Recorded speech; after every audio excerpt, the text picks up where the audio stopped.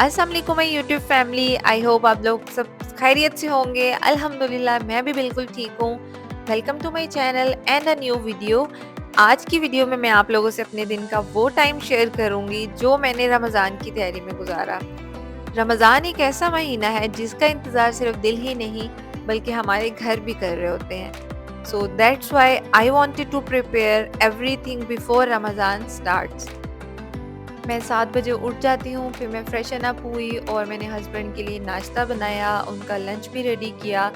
नाश्ते में मैंने उनके लिए चीज़ ऑमलेट बनाया था। लंच में मैंने चिकन रैप बनाया था। Then he left for office. उनके जाने के बाद मैंने अपना नाश्ता किया, मैंने बेड सेट किया, लिविंग रूम सेट किया, क्योंकि आज बाकी सारे कामों का कोई प्लान नहीं था। मेन काम जो था वो किचन में था। मेरा प्लान ये था कि मैं सबसे पहले किचन डीप क्लीन कर लूँगी और फिर उसके बाद मील प्रेपिंग बाकी सारी चीज़ें आहिस्ता-आहिस्ता कर लूँगी, क्योंकि रमज़ान में सबसे ज़्यादा अगर कोई जगह इस्तेमाल होती है तो वो है हमारा किचन। इसीलिए kitchen preparation before Ramzan is very important. तो चलें हम अपनी वीडियो स्टार्ट करते हैं। आप लोगों ने वीडियो फुल देखनी है, आप लोगों को मोटिवेशन भी मिलेगी। और अगर आप भी रमज़ान से पहले अपना किचन डीप क्लीन करना चाह रहे हैं तो आप लोगों को आइडियाज़ भी मिल जाएंगे।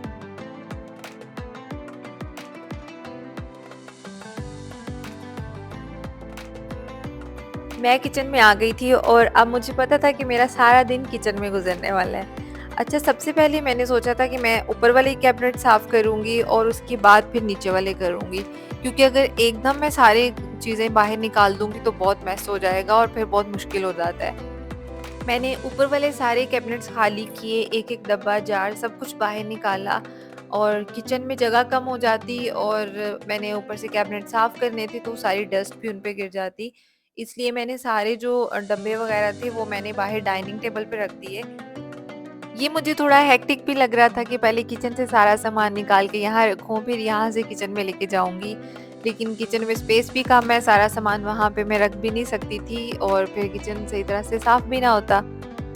कैबिनेट से सारा सामान निकालने के बाद फिर मैंने सारे मसालों के डब्बों को अच्छी तरह से साफ़ किया और जो मसाले कम इस्तेमाल होते हैं और जिनकी एक्सपायरी करीब है, इनको मैंने अलग कर दिया। फिर मैं दोबारा किचन में आ गई थी और मैंने कैबिनेट्स को पहले खुश्क कपड़े से साफ़ किया ताकि डस्ट वगैरह सारी उतर जाए। और जब मैं कैबिनेट्स को बाहर से साफ़ करने लगी, देखने में डेली रूटीन में बिल्कुल गंदे नहीं लग रहे होते, लेकिन इतने गंदे थे, डस्ट इन पे इतनी ज़्यादा थी।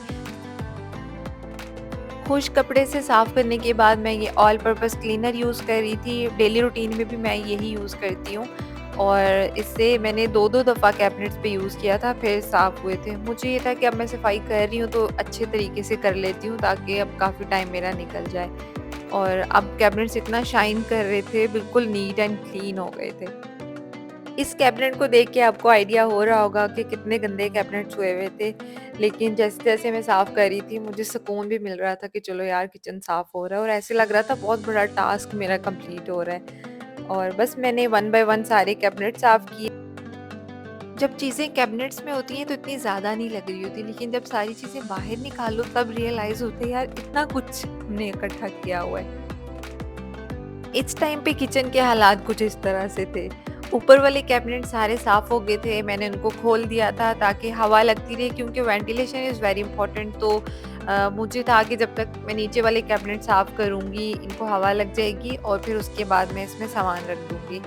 और साफ़ होने के बाद इतने नीट, इतने शाइन कर रहे थे, मुझे इतना इनको देख-देख के खुशी हो रही थी कि आधा काम हो गया है। और ये यहाँ पे अब क टाइम काफ़ी ज़्यादा हो चुका था, अब हस्बैंड के आने का भी टाइम हो रहा था और मेरे काम अभी भी इतने ज़्यादा पड़े हुए थे। जल्दी-जल्दी से मैंने नीचे वाले कैबिनेट्स को भी साफ़ करना शुरू कर दिया और जितना जल्दी आप लोगों को वीडियो में ये होता हुआ नज़र आ रहा है ना, सीरियसली इतना जल्दी नहीं हो रहा था, इतना टाइम लग रहा था।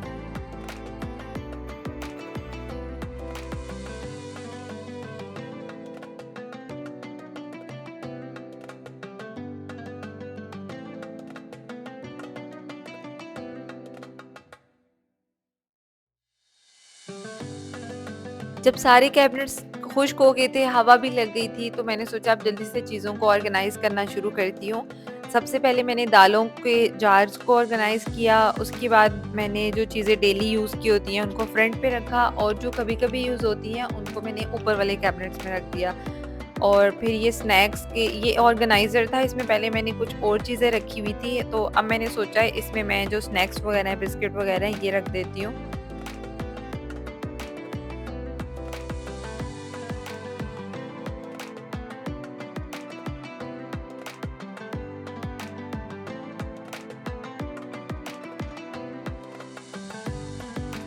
सारे कैबिनेट्स ऑर्गेनाइज़ हो गए थे।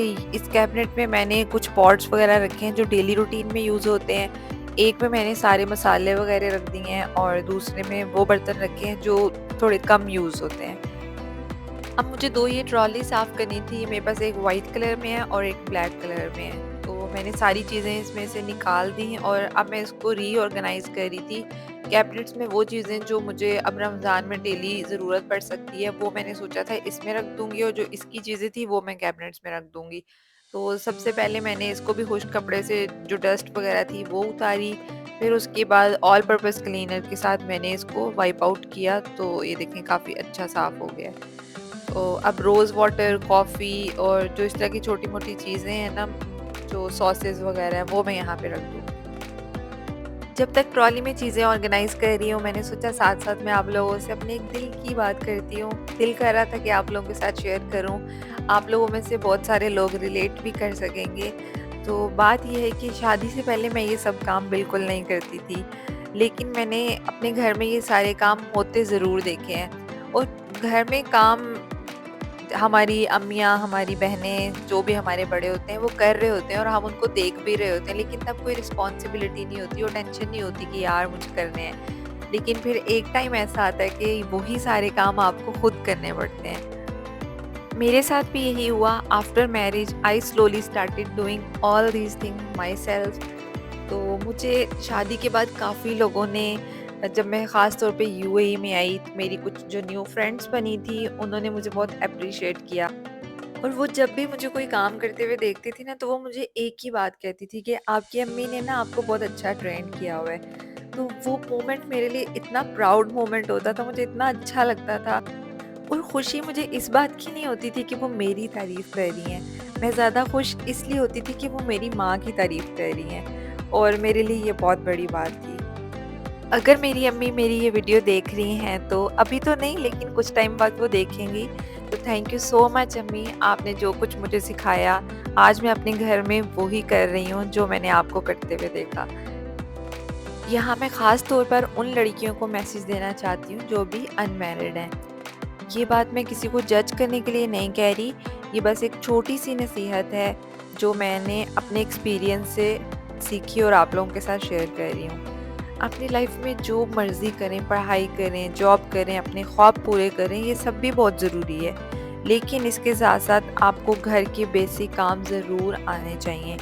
आपको नहीं पता शादी के बाद आपको सब काम खुद करने पड़ेंगे या आपको कोई हेल्पर मिलेगी।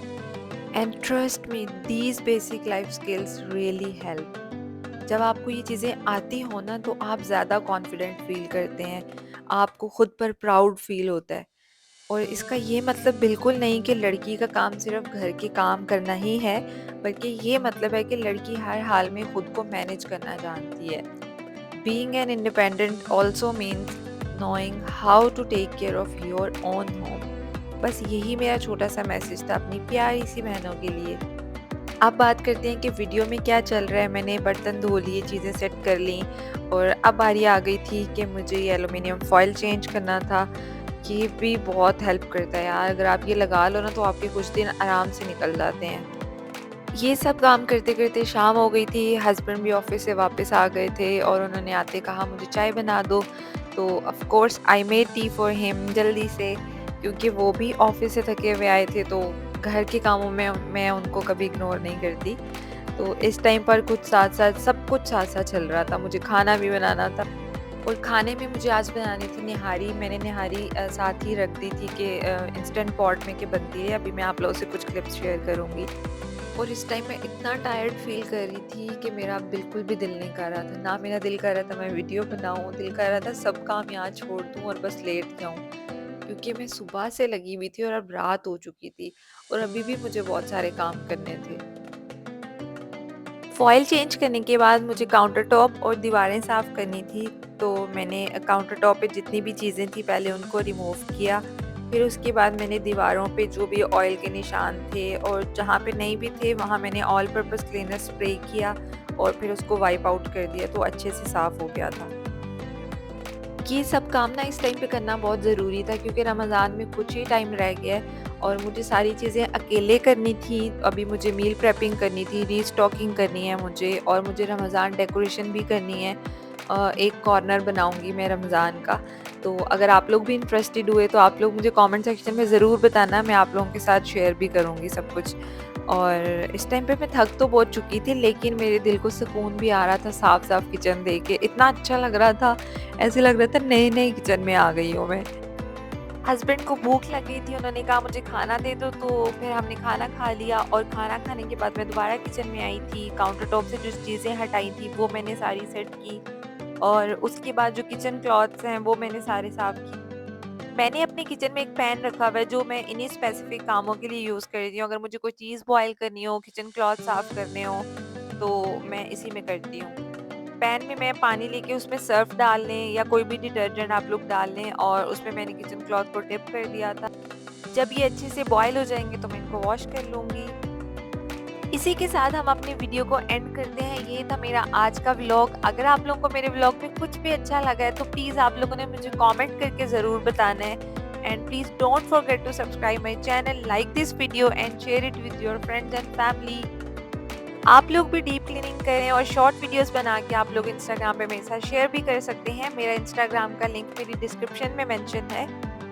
और डेली अपडेट्स के लिए आप लोग मुझे इंस्टाग्राम पे फॉलो भी कर लें। मैं इंशाल्लाह रमज़ान में अपनी जो भी मैं बनाया करूँगी रेसिपीज़ और डेली रूटीन उस पे शेयर किया करूँगी।